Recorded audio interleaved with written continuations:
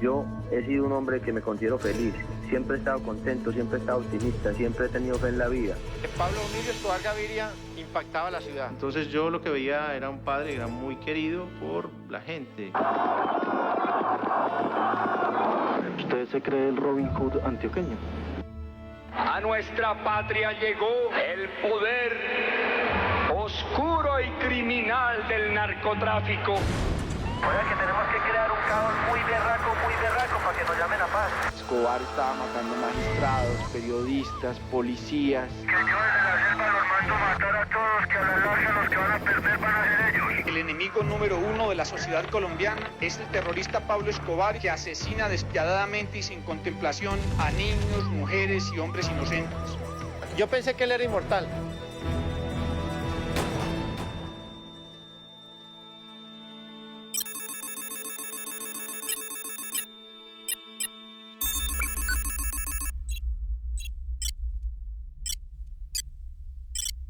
Le habla Pablo Escobar de Medellín. Bueno, la deuda mía ni siquiera no te da 8 millones, 3457666 de Envigado. Ni siquiera graba mi voz, porque después van a decir que hubo un payaso que llamó y mejor las cosas bien claras. Él decía que a los 30 años, si no tenía 1 millón de pesos, él se iba a suicidar porque no valía la pena estar en este mundo. Mi papá se inició en el contrabando de electrodomésticos, pero se dio cuenta rápidamente que era mucho más rentable, ocupaba menos volumen la cocaína y era mucho más rentable su negocio cuando se exportaba a Estados Unidos. Era la época en que el narcotráfico no era pecado en Colombia. Todo el mundo alcahueteaba el narcotráfico. Incluso la revista sacaba artículos sobre lo glamoroso que era el consumo de cocaína en las grandes fiestas dentro de Estados Unidos. Mi papá aprovechó ese momento. Ese fue el gran éxito que le permitió a él amasar una fortuna rápidamente. Pablo Emilio Escobar Gaviria impactaba la ciudad. Era mi Dios. Cuando yo me lo encuentro de frente, que pensé que me iba a encontrar un hombre arrogante, orgulloso, displicente, y me encontré un gran ser humano. Recuerdo que ese día se estaba comiendo un pollo asado. Cogió con su mano una parte del pollo y me la ofreció. Yo vine a pensar que el narcotráfico era malo. Cuando empezaron a decir, 4 o 5 a decir que era malo, y empezó la prensa y empezaron a perseguirnos a nosotros. Yo sinceramente creía que era bueno, de verdad, de verdad.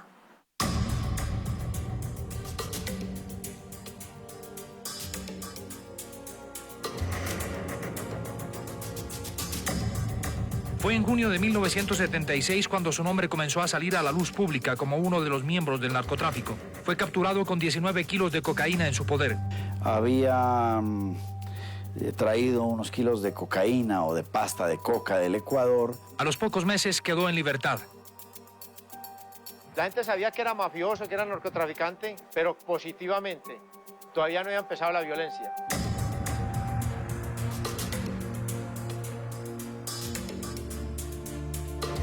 Una revista calcula su fortuna en $5.000 millones. Eso parece una cifra de esas que se ven solamente en los cuentos de las 1001 noches. ¿Su fortuna cuánto asciende? Bueno, hay un refrán popular que dice, en riqueza y santidad, la mitad de la mitad. La mayor extravagancia de la hacienda Nápoles es una cosa de locos. Realmente sorprendía estar en la hacienda Nápoles, era realmente enorme. Él hizo 70 kilómetros en carreteras para recorrer todo el lugar. Lagos, mandó a hacer más de 20 lagos grandes. Construyó una pista de aterrizaje al lado para transportarse él fácilmente y la familia. Era, digamos, un cheque firmado en blanco para todo el mundo. Lo que quisieras lo tenías. Una vez nos fuimos de viaje a Estados Unidos, viaje de turista con Sebas, normal, la familia, tranquilos. Entonces nos fuimos a ver varios zoológicos en Dallas y toda la cosa, y cuando menos pensé, Dijo, no, yo me voy a comprar unos rinocerontes y unas cebras y no sé qué, no sé qué. Y yo decía, trae un zoológico, lo trae de contrabando. Cuando menos pensamos estaban 12.000 personas por fin de semana visitándolo. Pablo disfrutaba un montón de ver que la gente del pueblo iba y que podía ver eso que jamás en su vida lo iban a ver, ni siquiera por televisión. Se vivía en esa opulencia, se vivía en ese derroche. La hacienda Nápoles era un paraíso del mal. Se sentía la presencia de la aventura y del mal. De allí salió mucha cocaína hacia los Estados Unidos de Norteamérica. En la hacienda Nápoles hubo muchísimos muertos. En la hacienda Nápoles hubo muchas torturas. Pero el patrón nunca dejó que se enterrara a nadie allí. Estábamos ahí en una conversación y llegaron con un señor que creo que trabajaba con él. Y parecía que le había robado 3 o 4 millones de pesos, no sé. Y llegó con las manos esposadas en la parte de atrás y le hizo amarrar los pies. Cuando ya estaba amarrado de pies y manos, lo empujó a la piscina. Y el tipo se ahogó. Y cuando él lo empujó a la piscina, le dijo duro, esto le pasa a todo el que le robe a Pablo Escobar.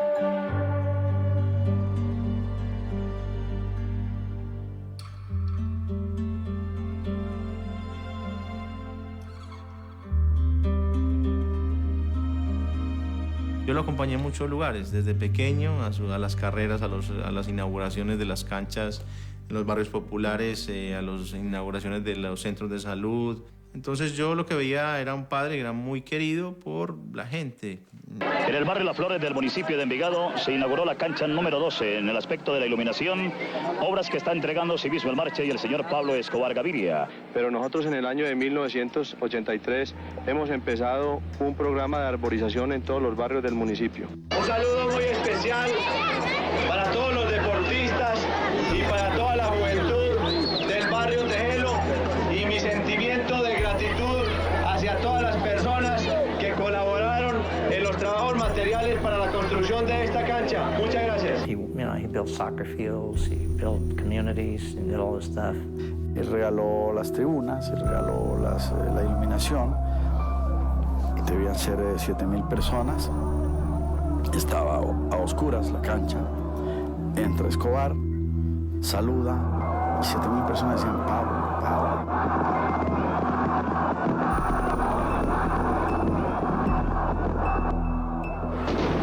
De la voz de las Américas y la nueva Radio Ritmos, hizo el saque de honor don Pablo Escobar Gaviria, muy bien pateado. Un aplauso para don Pablo Escobar Gaviria después de ese maravilloso saque de honor. Alonso. Salió en la revista Semana un número donde decía que era el nuevo Robin Hood y fue como la primera señal que se dio de la existencia de este personaje. ¿Usted se cree el Robin Hood antioqueño? Es un calificativo que resulta bastante interesante porque saben perfectamente que luchó y que salió en la defensa de las clases populares. Yo me acuerdo que una noche llegó a mi casa y me dijo que había estado en el basurero de Moravia. Y me dijo, yo voy a hacer un barrio para esa gente, yo voy a sacar a esa gente de ese barrio. Tengo muy buenos amigos en la iglesia, obispos, sacerdotes, médicos, abogados, en los barrios populares, pero mis mejores amigos están en la comunidad de Los Tugurios, en el basurero municipal.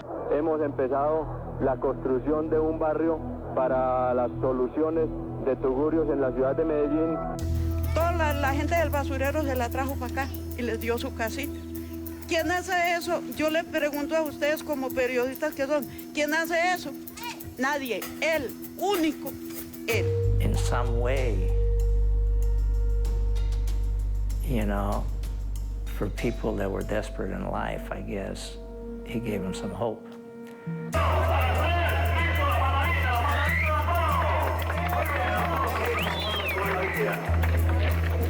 Obviously, he tried to play the role of being a Robin Hood.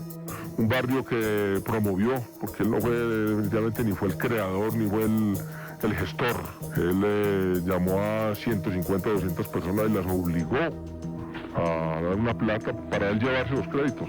His family would like to believe that there was this other positive side to the man. Frankly, I don't believe it. Él ayudaba porque sentía el placer de dar, el placer de compartir. No gift came free from Escobar. If he gave you a gift, you were expected to respond in kind. I know that at Christmas, he would buy gifts, thousands of gifts for people all over Medellin in the areas, the barrios, places close to Hacienda Nápoles. Why was he doing this? So people would tell him, hey, there are cops around here, and they're looking for you, because he was buying protection. But they didn't see it that way. They saw him as a Santa Claus, So. Creo que los que se aventuran a decir de que lo hizo por meros intereses políticos y de poder se equivocan porque no conocían verdaderamente su corazón. Yo he sido un hombre que me considero feliz. Siempre he estado contento, siempre he estado optimista, siempre he tenido fe en la vida. Uno de los sueños de él era hacer lo que los políticos no hacían y poner al servicio su fortuna para ello.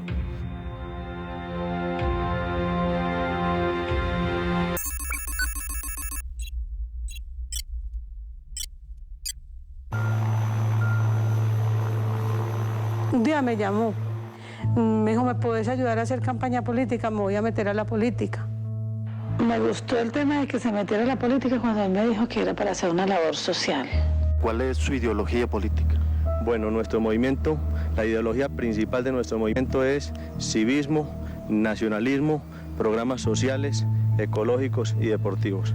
Queremos, por intermedio de nuestro programa, hacer un llamado a todos los ciudadanos para que practiquen el civismo. Realmente las plazas llenas, yo no entendía nada, yo decía que qué sucedió esto, cómo será políticamente, pero eso era impresionante, ese hombre movía masas. Mi papá se entera de la existencia de Pablo Escobar en la campaña del 82, cuando él era candidato a la presidencia de la República. Supo que Jairo Ortega, que era un político antioqueño que quería participar en el nuevo liberalismo, estaba invitando a que fuera su suplente en la lista del nuevo liberalismo a Pablo Escobar. Y el coordinador del nuevo liberalismo llama a mi papá y le dice que ese señor Escobar era un señor muy raro, porque era un señor que tenía mucha plata, que le daba regalos a los campesinos, que no se sabía de dónde venía esa plata. Entonces mi papá, en un viaje a Medellín, decide hacer un discurso público en donde él afirma que Pablo Escobar y que Jairo Ortega no hacen parte de las listas del nuevo liberalismo al Congreso, y de esa manera los expulsa públicamente. Les quiero decir que temblará la aristocracia y el garanismo, que con el apoyo de todos ustedes aplastaremos los títeres y los muñecos políticos de trapo que fabrica la oligarquía colombiana. Muchas gracias. Un dirigente político muy importante le alcanzó a decir estas palabras: Pablo, usted, con el poder que tiene y con la plata que tiene y con la capacidad que tiene, usted puede ser presidente de este país. Pablo quería ser presidente. ¿Qué decisión toman? Irse a las listas oficiales del Partido Liberal, y a través de esas listas oficiales es que Pablo Escobar llega al Congreso de la República. ¡Viva el compañero Pablo Escobar! ¡Viva la Revolución Liberal! El pueblo votó por nosotros y nos eligió para que lo representáramos en el Congreso de la República. Pablo Escobar era un hombre ambicioso. El verdadero poder no está en las armas y en el dinero, sino en la política. Obviamente tuvo un rápido ascenso en la política, pues estaba lleno de dinero. Pero esos amigos de Blazer, los del Congreso, pidiendo plata, hermano, y hay que darle, hermano. Colaboración extra. Regalo, porque si estos políticos, hermanos, hay que darle a todo el mundo, hermano.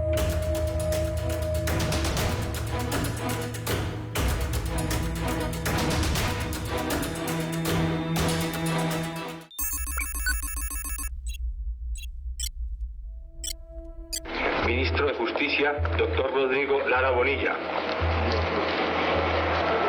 Posteriormente, el nombramiento de Rodrigo Lara como ministro de Justicia en el gobierno de Belisario Betancur hace que Rodrigo Lara emprenda, digamos, unos debates muy fuertes sobre lo que llamaban en esa época los dineros calientes. Se adelanta un gran debate nacional contra lo que se llama dineros de origen poco claro, dineros calientes. Su nombre ha estado vinculado a ese debate. Yo no lo llamaría dineros calientes, yo lo llamaría dineros amnistiados. El país debe conocer la realidad de ciertos poderosos capitales que creyeron que la amnistía patrimonial significaba el olvido de los delitos que sus titulares cometieron para lograr formar sus fantásticas fortunas. ¿Usted puede asegurar que su dinero o nunca ha tenido vinculación con el narcotráfico? Siempre he asegurado que mi dinero no tiene vínculos con el narcotráfico. El doctor Rodrigo Lara entra en una confrontación con Pablo Emilio Escobar Gaviria en el Congreso de la República. Porque ya un narcotraficante como Pablo Escobar en el Congreso ya era delicado para la democracia colombiana. A esta hora avanza en la plenaria de la Cámara el debate sobre los dineros de origen dudoso, cuya intromisión en la política ha causado gran escándalo. En la sesión intervino el representante Jairo Ortega, de quien es suplente Pablo Escobar. Quiero hacerle una pregunta muy respetuosa al señor ministro de Justicia. La etapa fuerte es cuando empieza a mostrar el dedo y de repente le hacen una celada. Siento que Lara recibe $1 millón para financiar su campaña. Fue $1 millón en un cheque a nombre del doctor Rodrigo Lara, y que yo voy a hablar de todo el proceso como se consignó este cheque y hasta dónde llegó. El señor ministro de Justicia se encontraba acorralado frente a las pruebas que presentó mi compañero de Cámara, Jairo Ortega Ramírez. Entonces, la reacción de Rodrigo Lara Bonilla ante ese acto, ese debate, fue intensificar su ofensiva contra los narcotraficantes. Yo era presidente de la Cámara y cuando menos pensé en ese debate, se me había infiltrado adentro del salón de sesiones una buena cantidad de la escolta de Escobar armada. Fue un día tenso, difícil. Hay investigaciones en los Estados Unidos que no puedo dar a formar aquí en esta noche en la Cámara sobre actuaciones delictivas.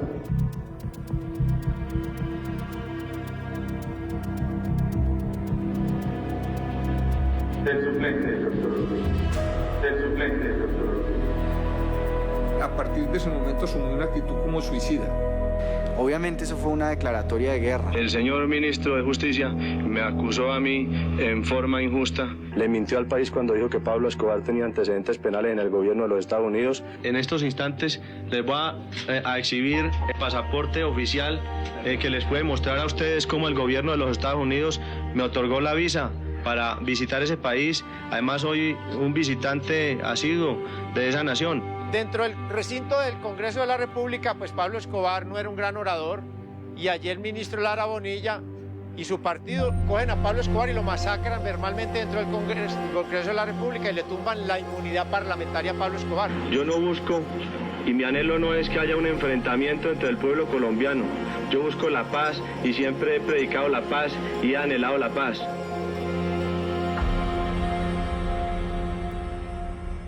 Si alguna vez había decidido intervenir en política era porque sentía la necesidad de prestar un servicio a la comunidad, pero yo he tomado la determinación de retirarme definitivamente de la política porque considero que para prestarle un servicio a la comunidad lo puedo hacer con mis obras cívicas sin tener ninguna participación en ella. Un día me dijo Escobar, hablando de su paso por la política, me dijo, hombre, terminé metido en la verdadera mafia. Eso sí son una mafia. Y Lara no se convence y sigue hurgando, hasta que al final llega esta tranquilidad. Descubren 13,8 toneladas métricas de coca, más de 6 cocinas, no sé cuántas pistas de aterrizaje, todos esos avionetas.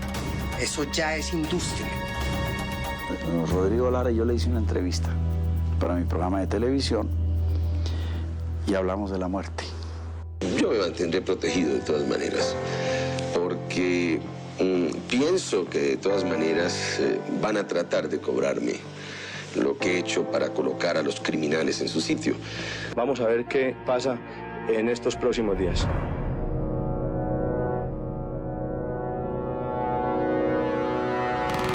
A las 7:30 de la noche del 30 de abril del 84, un pistolero tiró del gatillo de una ametralladora Ingram y asesinó al ministro de Justicia, Rodrigo Lara. Yo sabía que algo malo había pasado. Y yo preguntaba, ¿dónde está mi papá? ¿Dónde está mi papá? ¿Dónde está mi papá? Ya lo vas a ver, ya lo vas a ver, ya lo vas a ver, ya lo vas a ver. Llegamos a Neiva, un gentío, mucha gente, mucha gente. Y mi pregunta era, ¿quién está en el cajón? ¿Quién está en el cajón? ¿Quién está en el cajón? Sin entender. Hasta que ya un primo finalmente me llevó, me alzó.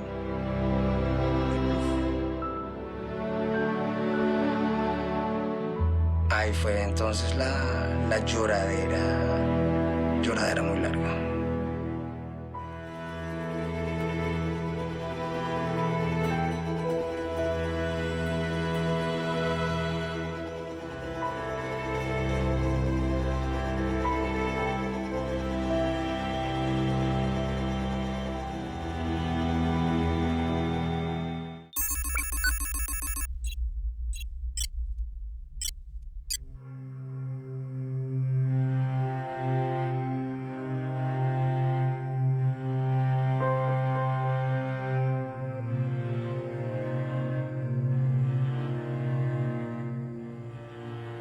Colombia entregará a los delincuentes solicitados por la comisión de delitos en otros países para que se les castigue de manera ejemplar en esta operación universal contra un ataque también universal.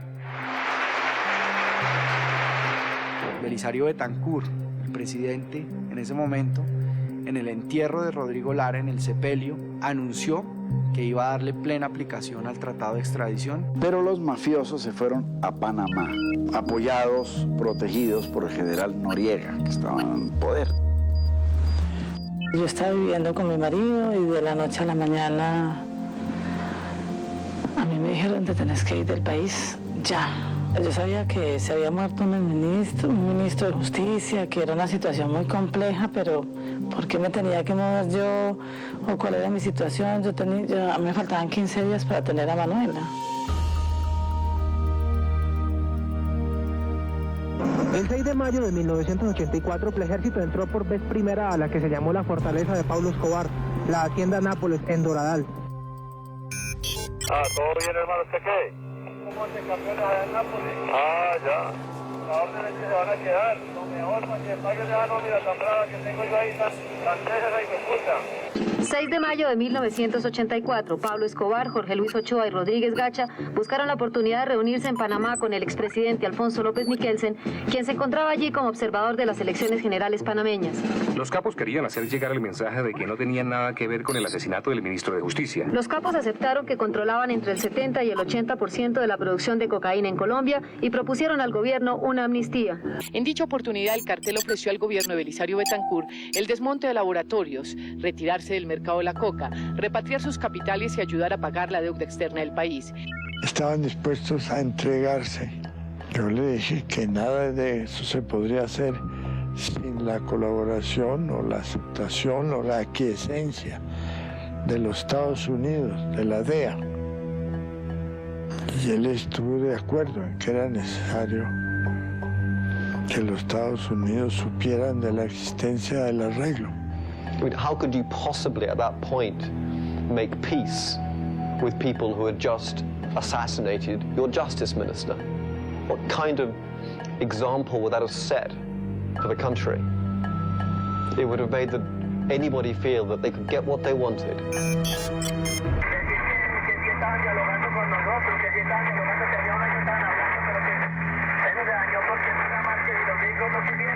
Drugs are menacing our society. They're threatening our values and undercutting our institutions. They're killing our children. 37 federal agencies are working together in a vigorous national effort. And by next year, our spending for drug law enforcement will have more than tripled from its 1981 levels. El gobierno de Betancur rechazó la propuesta y en un comunicado público se negó a cualquier transacción con los jefes del narcotráfico. Hay anécdotas increíbles, como 50 mafiosos colombianos trotando con trajes de licra, vestidos de licra por la mañana en las avenidas panameñas y 50 Mercedes-Benz detrás de ellos. Hay un momento en que esto es una locura, y ahí está la DEA, y está la CIA, y entonces Noriega les dice, por favor, no más carreras por las avenidas panameñas, no más footing, váyanse. Entonces Escobar se va a Nicaragua, les propone a los nicaragüenses, a los sandinistas, hacer un laboratorio de cocaína en Nicaragua.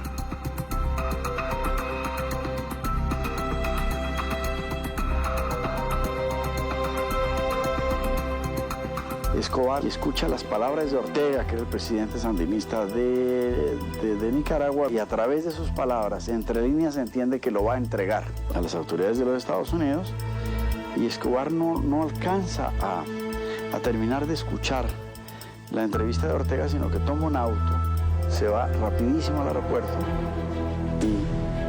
y se viene a Colombia en su avión. Cuando llegan los sandinistas a capturarlo ya...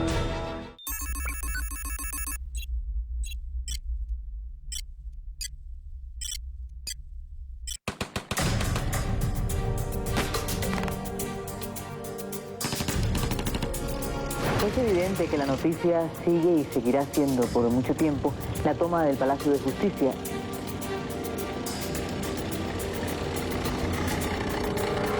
Pablo Emilio Escobar Gaviria colaboró económicamente con la toma del Palacio de Justicia. ¿Qué se va a pedir? ¿Por qué da el dinero? Quemar los archivos, donde están todos los expedientes contra los extraditables.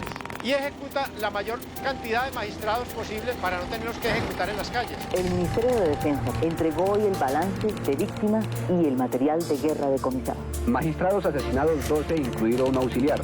Policías muertos 6, 2 oficiales, un suboficial y 3 agentes. El ejército perdió un oficial. Por sus hijos, por usted, por Colombia. Denuncia a los narcotraficantes. Se buscan. Pablo Escobar Gaviria. Coopere. Denuncie. Informe. Comenzó a aparecer en carteles de Se Busca o Denúncielos como jefe del cartel de la droga más poderoso del mundo. Fue tal su fama de delincuente más buscado que pese a todo eso, operativos, acciones de inteligencia y cacerías infernales siempre terminaron con el casi lo capturan. ¿Cómo sabía? ¿Cómo se enteraba? Es todo un misterio. Pero en muchas oportunidades hubo operativos contra Escobar, se supo dónde estaba y a la hora de la final él lograba escaparse. Usted me organiza un grupito de 4 o 5 muchachos y les damos una plática para que estén mandando informaciones a esos teléfonos de la televisión para que los mantengamos bien ocupados. Ayer les hicimos una llamadita de que estábamos en un hotel y casi tumban el hotel. Y con eso los mandamos para el manicomio. Para la época, Pablo Emilio Escobar Gaviria era amigo de la policía en Medellín. Aló, ¿te ha oído? Maza Márquez, sí, mandó una comisión de 350, 400 hombres aquí en Medellín. Sí, están listos para hacer un operativo mañana o pasado mañana muy grande. Y que nos avisen los pilotos, ¿me entiendes? Ellos nos avisan inmediatamente. Bueno, y ellos no disparan, digan que no van a disparar. No, pero nosotros sí disparamos y nos sí, pero que no les disparemos a ellos, que ellos voltean las sierras para otro lado. Bueno, todos tienen prometido eso. A la ciudad de Medellín llega el coronel Valdemar Franqui Quintero, un hombre incorruptible, un policía íntegro. Y ahí recuerdo un episodio en uno de esos regresos de Nápoles por la persecución, que fue cuando caímos presos. Yo tenía 7 años, mi hermana estaba casi que recién nacida, a mi hermana no le quisieron dar alimentación. El comandante de la policía de la época, que se llamaba Valdemar Franklin Quintero, y eso desencadenó una ira de mi padre terrible que finalmente ordenó su asesinato. Él decía que me persigan a mí, el bandido soy yo, pero que no se metan con mi familia, que ellos son gente decente, que no tienen nada que ver con lo que yo hago, a lo que yo me dedico. El patrón nos ordena a nosotros que le coloquemos un carro bomba al coronel Valdemar Franklin Quintero. Dejamos un muchacho para que se lo detone a 50 metros. El muchacho ve de lejos, ve un Mercedes 230, ve la escolta policial y acciona el control remoto y estalla la bomba. Y nos vamos con el patrón. Dimos, patrón, listo, muerto el coronel Valdemar Franklin Quintero. Y el patrón nos dice, miren las noticias, oigan las noticias, mataron al gobernador de Antioquia, Antonio Roldán Betancourt. El patrón pues no era un hombre de encolerizarse, el gobernador era amigo del patrón, que era de los afectos de Pablo Escobar en la política, y podría llegar a ser presidente de la República de Colombia con un buen dinero. Ya no hay nada que hacer, el patrón hombre de guerra, murió el gobernador de Antioquia. Pablo en ese momento se creía o pensaba que era el jefe general de todas las estructuras criminales en Colombia.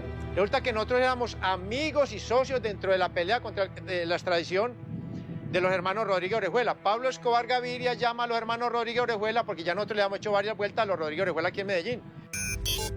Yo, ¿qué va, hermano? ¿Qué digo? ¿Bien o qué? Cuénteme.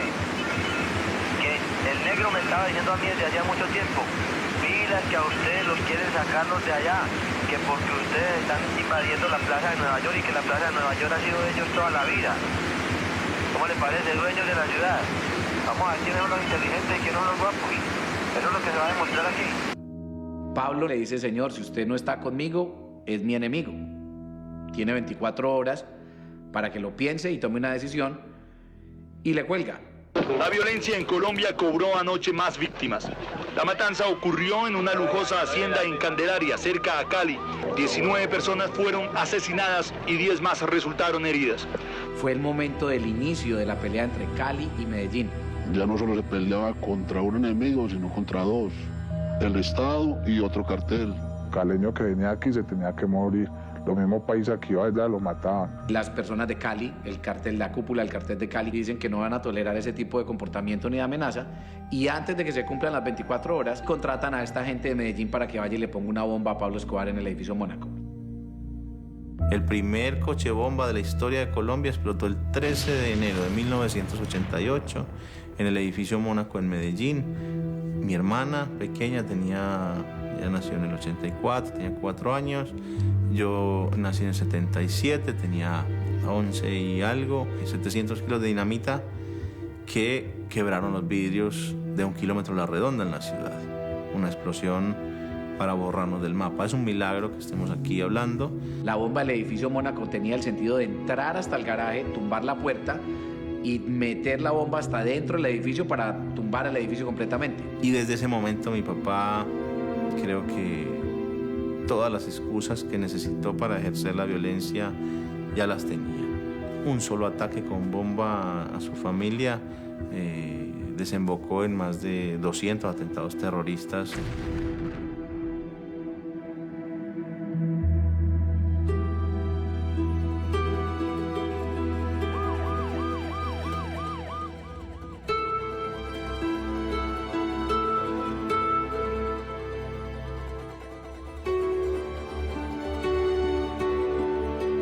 Digamos, la violencia principalmente era desarrollada por el cartel de Medellín, bajo el título de Los Extraditables, que era un grupo de narcotraficantes que estaba financiado por todos los carteles que generaban corrupción al Estado y terrorismo.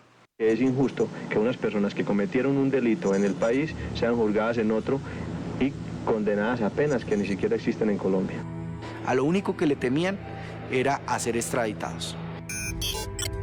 Entonces aquí, hermano, ya estamos decididos que si un peso nos conseguimos, hermano, entonces eso es para quemarle la casa a los ricos, para darle a los políticos, al militar que nos atropelle, al policía que nos atropelle, a los jueces que nos molesten, a los periodistas.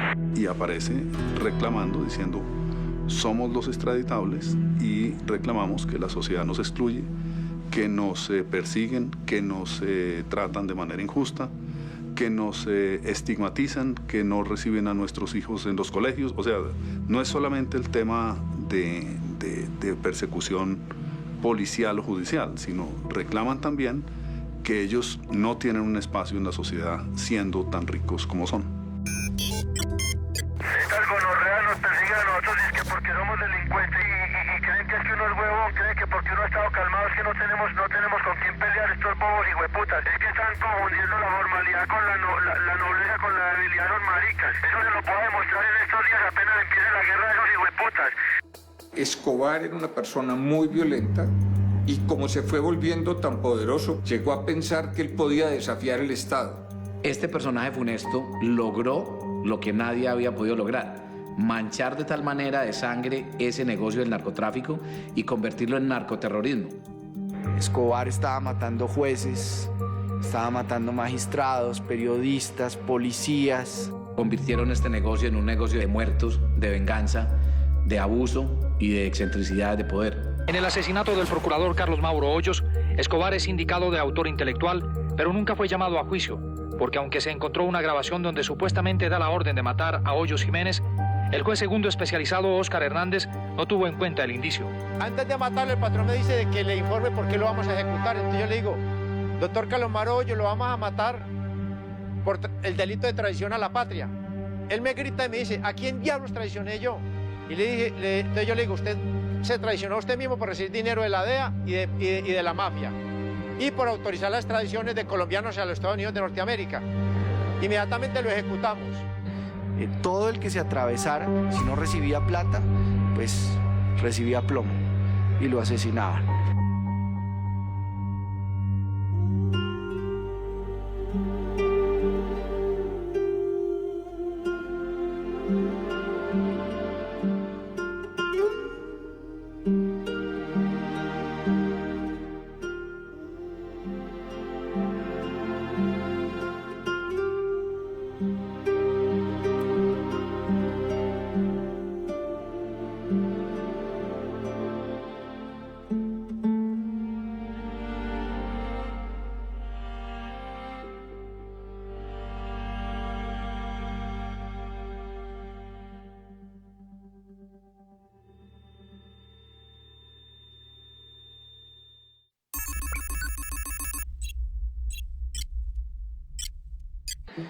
Todo el que se atravesara, si no recibía plata, pues recibía plomo. Los únicos enemigos son los que utilizan el terror, la violencia para acallar al pueblo colombiano, para intimidarlo o para asesinarle a sus más importantes protagonistas. El doctor Luis Carlos Galán adquiere una gran connotación porque él enarbora la bandera en contra de Pablo Escobar y los narcotraficantes y está a favor de la extradición. A nuestra patria llegó el poder oscuro y criminal del narcotráfico y ha sido desde 1982, un año antes de que Rodrigo Lara asumiera el Ministerio de Justicia, ha sido el nuevo liberalismo la única fuerza política que en Colombia se enfrentó a ese adversario terrible de la sociedad, de la organización institucional. En esa época, digamos, la política era muy de plaza pública, de la calle, del entusiasmo de la gente, las campañas. La gente se quedaba quieta en una plaza 5, 6, 7 horas esperando a mi papá.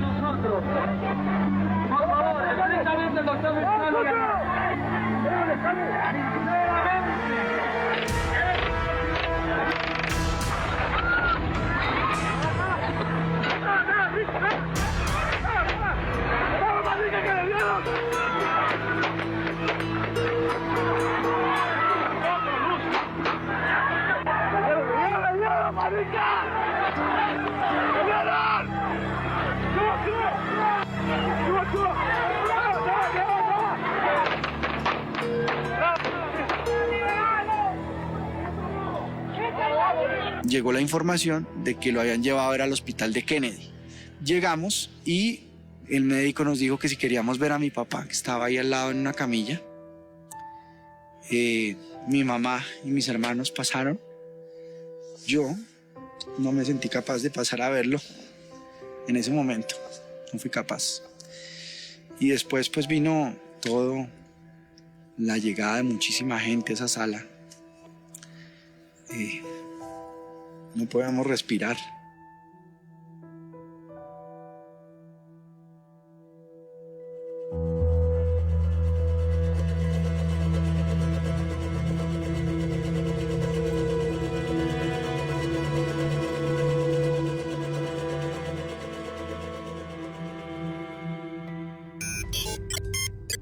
Nos dedicamos a darle a los políticos, a quemarles las casas y a hacer una guerra civil bien berraca, entonces nos tienen que llamar al diálogo de la paz y arreglamos con todo el mundo y se nos arreglan los problemas. No le veo otra solución. Pero hay que luchar, hermano, y hay que poner todo el corazón para esto y nos vamos a morir todos, nos morimos todos. Yo quería hablar en el funeral y pues yo hice mi discurso y al final cambié la frase final que yo tenía, que era siempre adelante ni un paso atrás y lo que fuere menester sea, que era la frase. Quiero pedirle al doctor César Gaviria que en sus manos encomendamos las banderas de mi padre, para que sea usted el presidente que Colombia quería y necesitaba. Siempre adelante, ni un paso atrás, y lo que fuere menester sea.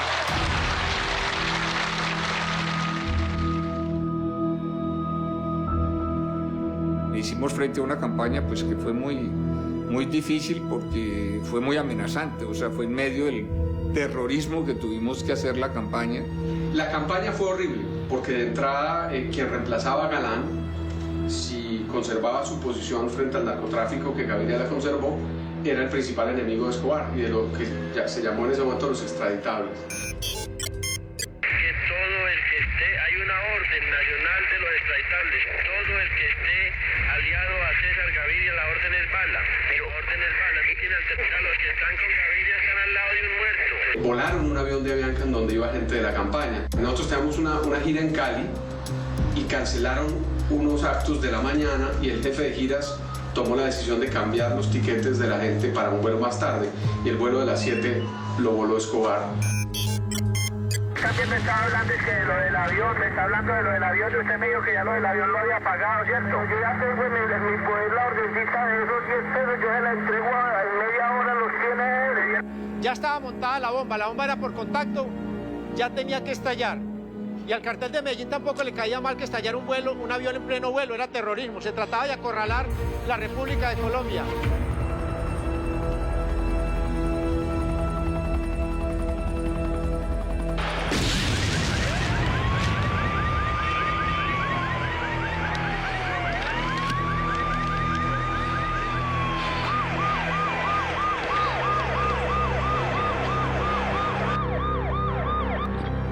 La bomba del DAS fue el atentado terrorista más grande para la época en el mundo. El bus no entró hasta las instalaciones del DAS, donde entra a las instalaciones del DAS, lo saca del planeta. A las 7:15 el camión bomba entró por esta calle. 3 hombres lo abandonaron y 3 minutos después, esto fue lo que quedó. Para la época era el año 1989, fue el año más fatídico para el Estado colombiano y el más beneficioso para la mafia. Vivíamos casi que en una permanente crisis. El orden público era un problema descomunal. It was a horrible way to live. I mean, there were days that there were 5 or 6 bombs going off in different parts. You know, people walking down the street would get killed. Esta mañana a las 6:30, un automóvil cargado con dinamita explotó frente a las instalaciones del periódico El Espectador. El diario El Espectador se ha convertido en los últimos 10 años en un símbolo de la cruzada contra el narcotráfico en el país. El atentado de hoy es una muestra más de la osadía de los jefes de los carteles. Pablo Escobar entendió muy bien los medios de comunicación. Lo que no entendió o pensó que podía doblegarlos.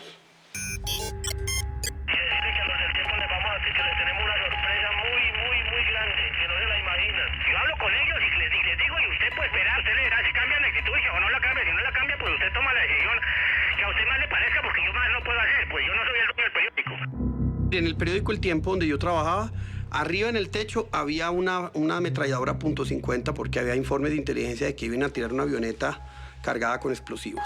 Rodeado de un clima de guerra, en la que morían muchos pero nadie se capturaba, asumió el presidente Gaviria la presidencia. Fue secuestrado un grupo de periodistas muy importantes del país, pues en el propósito de que se derogara la posibilidad de extradición a Estados Unidos. Y empezamos a desarrollar lo que en su momento fue una política muy controvertida, que fue lo que llamamos la política de sometimiento a la justicia. Esta política, utilizada en otros países del mundo, como Estados Unidos e Italia, consiste en la reducción de penas para aquellos delitos confesados por quienes se someten de manera voluntaria a la justicia y contempla la garantía de que serán juzgados en el país. Bueno, y a ver, contame qué fue lo que dijo más o menos, qué palabras dijo. Que el presidente decía que se estaban estudiando todas las posibilidades para un tratamiento menos riguroso para los que se presenten ante la justicia. Ah, bueno, vamos a ver, cualquier cariñito sirve. La condena más grande para la época son 30 años. Nos rebajaban 7 por sometimiento, 7 por confesión y por trabajo y estudio nos quedaban 7 años. Y funcionó para buena parte de ellos, pero no funcionó para Escobar. Pero Pablo Escobar no se quiere entregar a la justicia hasta que no caiga la extradición en la constituyente. Yo sabía que nos estábamos jugando el futuro del país. Entonces, la agresividad con la que yo escribía mi columna editorial contra Pablo Escobar y contra los narcotraficantes era colocarme en el ojo del huracán. Anoche un grupo de 6 hombres que utilizaba insignias de la policía secuestró al jefe de redacción del periódico El Tiempo, Francisco Santos. El primer segundo le pregunté al señor Hermanos de quién estoy, de la guerrilla de Pablo Escobar. Y el tipo me contestó con acento paisa y dije, no, estoy en manos de Pablo Escobar. Y me dijo, sí, está en manos de Pablo Escobar. Y yo dije, bueno, estoy liquidado, estoy listo. Esta llama simboliza la esperanza de los colombianos por la paz. Permanecerá encendida aquí en la Plaza de Bolívar, en la capital del país, hasta que aparezcan los secuestrados. Sin embargo, muchos creen que esta espera será prolongada. Jamás pensé que fuera a salir vivo de ahí, jamás. Recibí una carta de su pulso y letra donde me dijo, hombre, que él lamentaba lo que me estaba pasando, que los muchachos tenían la orden de tratarme bien, pero que entendiera que esto era una guerra y que en la guerra había víctimas y que pues esperaba que yo no fuera una de ellas. El único mensaje que a mí me dejaron mandar fue muy claro, diciéndole al presidente, y lo repetí 2 veces, mire, haga lo que pueda por salvar nuestra vida, pero no se olvide que primero está la ley y primero está la Constitución. Fue una verdadera batalla por preservar la democracia. Cuando él vio que tenía los votos en la Constituyente, yo creo que compró unos, otros colombianos estaban hastiados de la violencia, nos dejó ir. ¿Pero está feliz de estar aquí en su casa? Sí, claro. ¿Está feliz de estar en su casa? Una de las personas que habló conmigo, que no era de los que me estaban cuidando, sino una persona que vino, me dijo que Pablo Escobar sí se iba a entregar. Todos los candidatos, a excepción de muy pocos, estuvieron en favor de prohibir la extradición. Se prohíbe la extradición de colombianos por nacimiento. La decisión de la constituyente era un hecho esperado por Escobar. When extradition was done away with, you know, it was a huge victory for Pablo, and it was a big defeat for our efforts, you know, in the United States.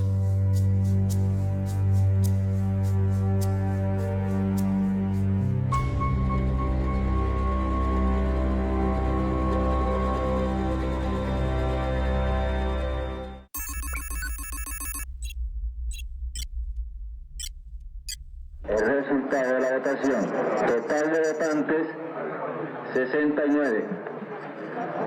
Por el sí, 51. Por el no, 13. 5 abstenciones. Atención, Pablo Escobar Gaviria se entregó hoy a las autoridades pocas horas después de haber sido sepultada la extradición en la Asamblea Nacional Constituyente.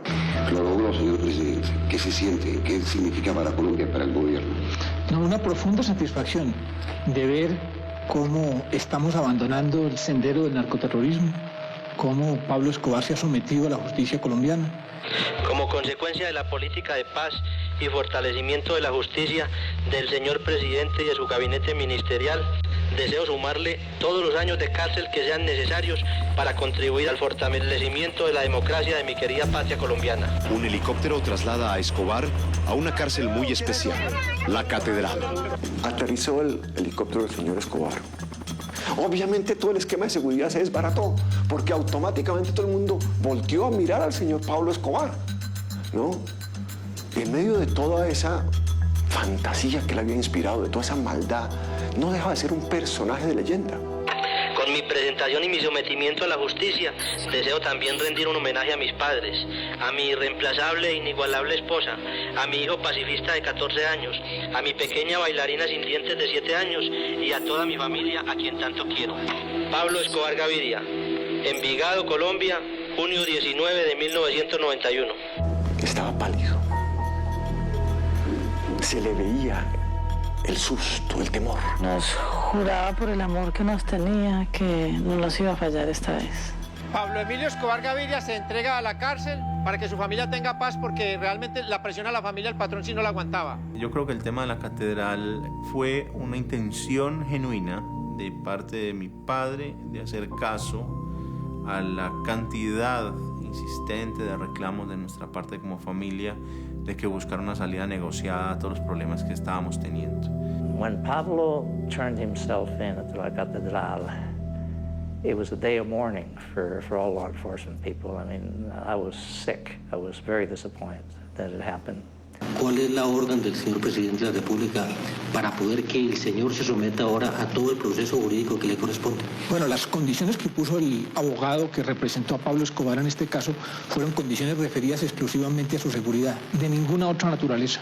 ¿Qué hace Pablo Escobar? Él es el que construye la catedral y hizo hacer el muro que rodeaba la casa de la catedral, y la malla electrificada fue el que colocó la electricidad. La cuchilla de la electricidad estaba en la celda de él. Desde ese lugar la catedral se terminó convirtiendo en un lugar de lujos, en un lugar de excesos, en un lugar de fiestas. Ya parecía más una finca, que en realidad lo fue siempre, nuestra, que una cárcel. Y la guardia personal era un chiste, ¿no? Vos llegabas a la catedral, yo llegaba de visita y veía a los empleados de mi padre de toda la vida, ahora uniformados con el uniforme de la penitenciaría. Era una burla. Fue el esfuerzo por encontrar una solución que fuera de justicia y obviamente haberle aceptado algunas de esas condiciones de seguridad implicaron un desafío para el Estado que en algún momento no fuimos capaces de atender.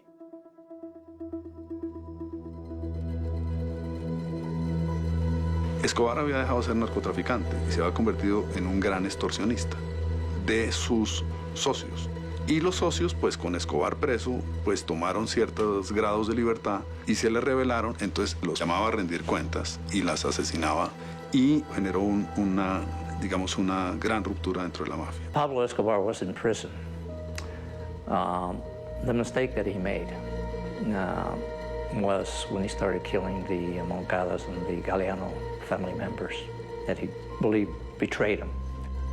Ya no eran nuestros amigos, ya no nos financiaban, ya estaban más al lado del cartel de Cali que al lado nuestro. Y el patrón sopesó esa situación. Y el patrón era un guerrero y el guerrero vive de la guerra. Él tomó esa dura decisión porque toda la vida vivió en el filo de la navaja. Pero allí en la cárcel de la catedral murió de un balazo el negro Galeano, lo mató Otto, yo maté a Kiko Moncada. Hicimos una gran fogata y allí quemamos los cuerpos durante toda la noche. Al otro día pues quedaron los huesos porque es muy difícil de quemar. Los machacamos con una maceta, con un martillo y les echamos ácido. Ahí se desaparecieron Kiko y Galeano. Cuando el patrón me dio la orden de matar a Kiko, yo la cumplí, pero esa noche yo no dormí. Ese día yo maté a mi segundo padre. El único favor que le pude hacer a Kiko es que no sufriera y le disparé en la cabeza.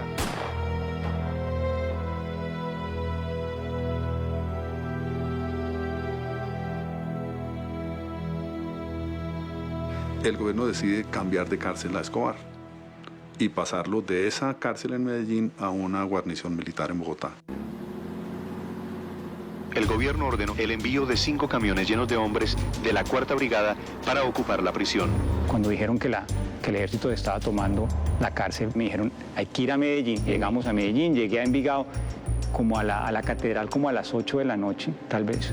Y ya estaba bastante oscuro. Los guardias de prisiones me saludaron, me dijeron que todo estaba en control, se formaron, y ahí estaba Escobar. Me saludó y él se me puso enfrente y me dijo, usted no se puede ir, usted desde este momento es mi rehén y si llega a entrar un militar, usted trata de salir, yo lo voy a matar.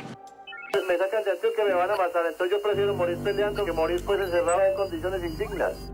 Mi padre temía algo más grande que un simple traslado. Y cuando te llevan a Bogotá estás a un paso de que te suban a un avión para ir a Estados Unidos. Se atrincheran, secuestran al viceministro de Justicia y al jefe de prisiones. Llamaron a una cadena de radio en Colombia. Escobar describiendo cómo estaba atrincherado dentro del túnel que él mismo había construido en la cárcel. Y explicaba que se estaba acabando el aire. Todo esto, transmisión en vivo y en directo. Lo que se descubrió después es que cuando hizo esa llamada, Escobar ya tenía 3 horas de haber salido de la cárcel. Tranquilamente salió por la puerta, por la ventana, por donde sea. Y eso lleva, digamos, una gran controversia política, pues evidentemente es un fracaso del Estado, o sea, nadie lo puede ocultar.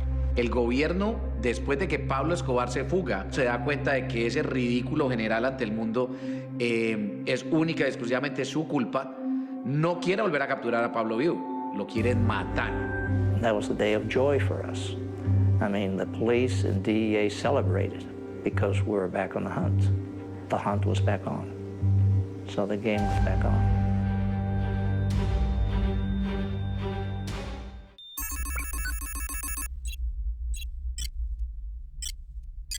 Tenemos que buscar es que nuestra fuerza pública busque a Escobar, lo capture y lo coloque a órdenes de nuestra justicia.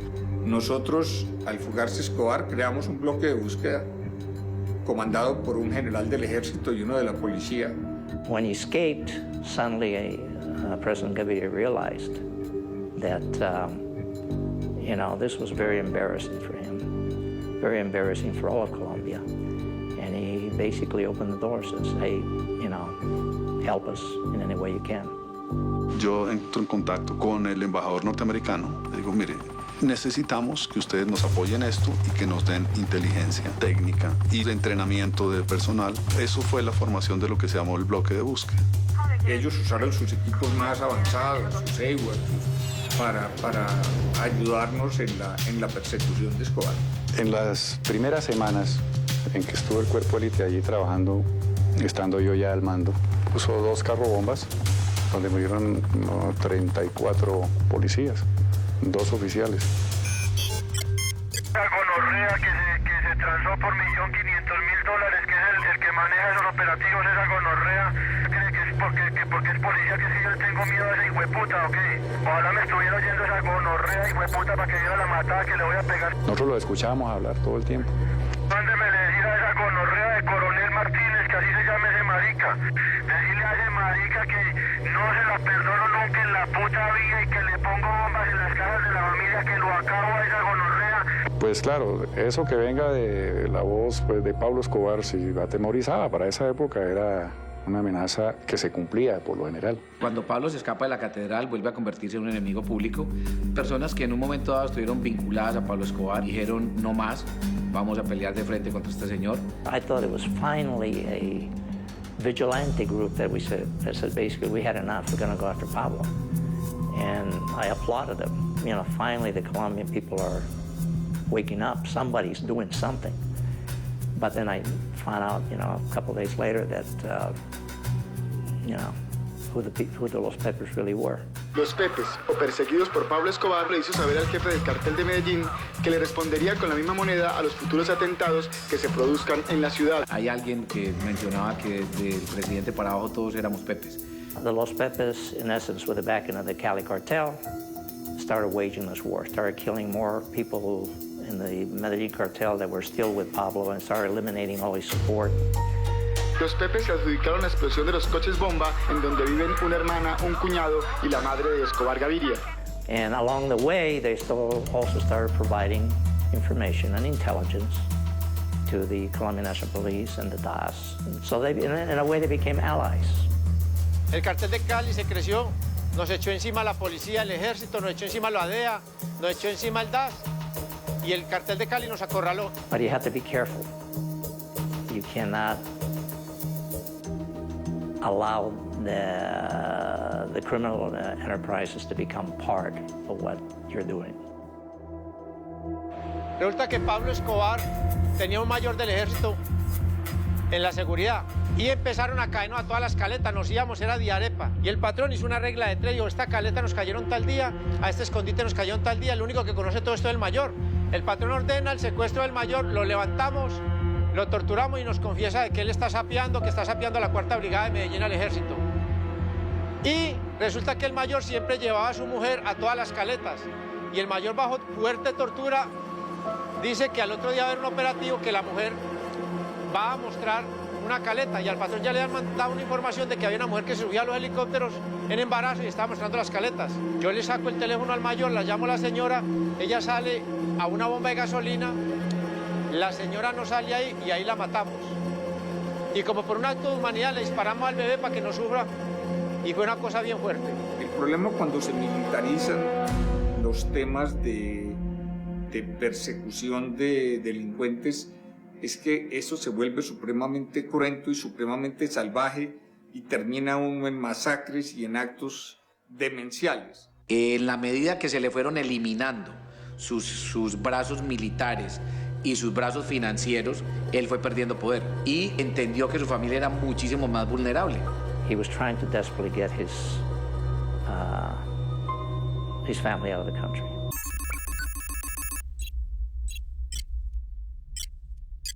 Cuando yo me entero de que por acciones del fiscal general, Alemania le va a dar asilo a la familia de Escobar, y pues empezamos una puja con el gobierno alemán.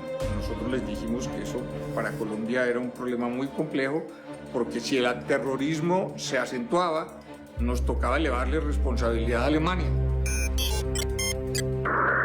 Le habla Pablo Escobar de Medellín. Es para manifestarle que si el gobierno de Alemania rechaza a mi familia inocente, yo tomaré represalias contra los ciudadanos, los turistas, las empresas y los intereses de Alemania en Colombia. Escobar pues estaba en una situación desesperada y obviamente sí podía amenazar los intereses alemanes, pero eso es un tema que pasó rápido. Él siguió simplemente con su actividad de generar actos terroristas donde podía, no donde quería, sino donde podía.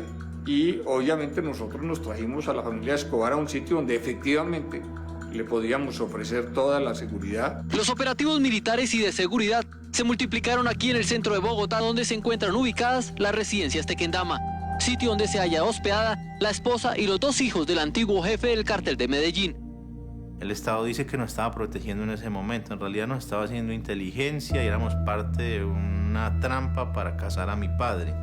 No había protección, no te puede proteger nadie, que mientras te está protegiendo se desaparece la gente de tu entorno mágicamente, tus profesoras, tus empleados del servicio, tu amigo, todo. Hermano, me da mucha pena, hablo del hermano de Pablo. Pablo está muy ofendido porque le están molestando a la familia. No le molesten a la familia porque el que la coja, el que la detenga, el que la moleste o el que la siga va a tener problemas, hermano. Dígale así. Todos los que estábamos habitando la casa se estaba ofreciendo recompensa por nosotros. Ya para entonces $4 millones por mi cabeza. He was trying to desperately get his family out of the country. And we were blocking every attempt that the family made. Pablo was becoming more vulnerable every day. He was basically alone. In other words, it was just a matter of time. Mister, de todas maneras, cuídense mucho. Usted sabe que todos lo necesitamos. Si yo estoy metido en una cueva, estoy muy seguro. Usted tranquilita que yo estoy muy seguro. Ya salimos de la parte difícil. Él de pronto, para ayudar a su familia, pensó en entregarse y pidió protección de las Naciones Unidas. Y usa algunos periodistas muy reconocidos para tratar de establecer unas condiciones para su reentrega. Aló. María Isabel, ¿cómo le va? Pablo Escobar. Ya esto. Le quiero pedir un favor muy grande en nombre del país. Sí.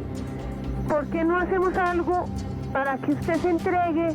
Mire, María Isabel, yo estoy disponible para eso. Yo soy el que tiene mejor voluntad en este caso. Yo decidí salir de la cárcel, que era lo que yo menos hubiera querido hacer en mi vida. Decidí salir porque me iban a matar, porque llegaron dando bala. Vamos a planear ya algo para hablar con el presidente. ¿Usted quiere que yo llame al presidente ya o no?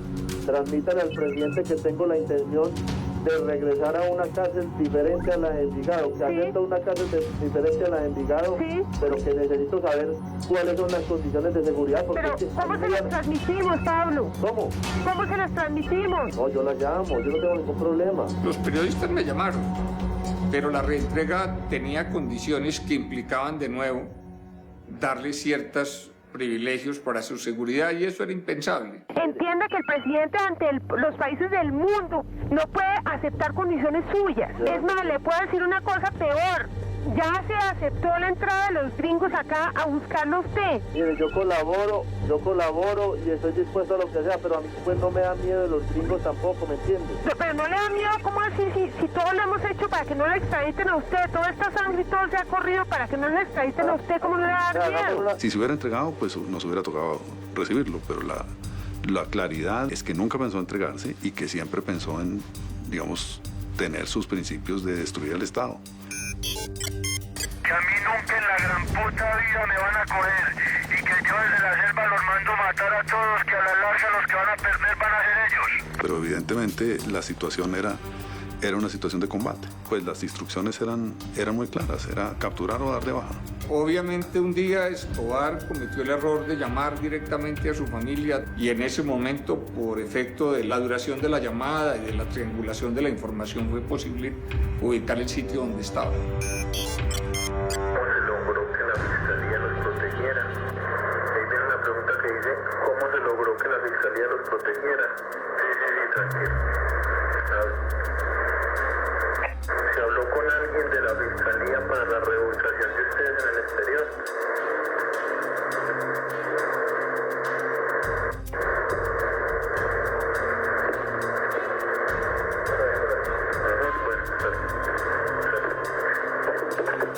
Me dice que ya me llama, no me volvió a llamar.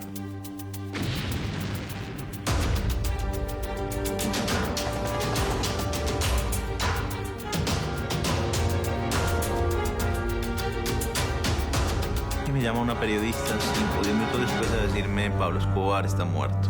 Por supuesto que yo reaccioné con violencia y dije... No, nosotros no queremos hablar en este momento. Pero si el que lo mató lo pueda matar a todos los hijueputas, yo solo los mato a los malparidos.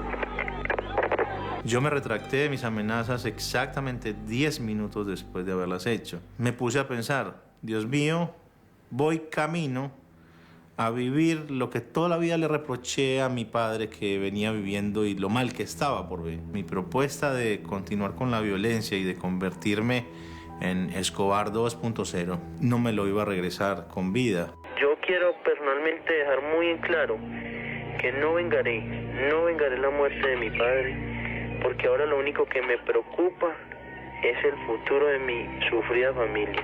Pablo Escobar era un hombre que amaba a su familia, a su hija Manuela, a su hijo Juan Pablo y a doña Tata. Por ellos murió.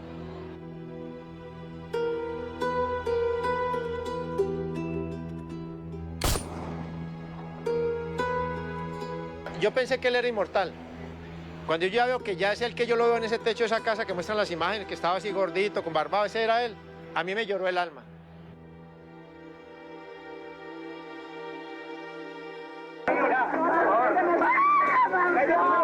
The mob at his funeral, it was mind-boggling. You know, it's just everybody wanted to touch his casket. People crying all over the place. I mean, this guy was a monster.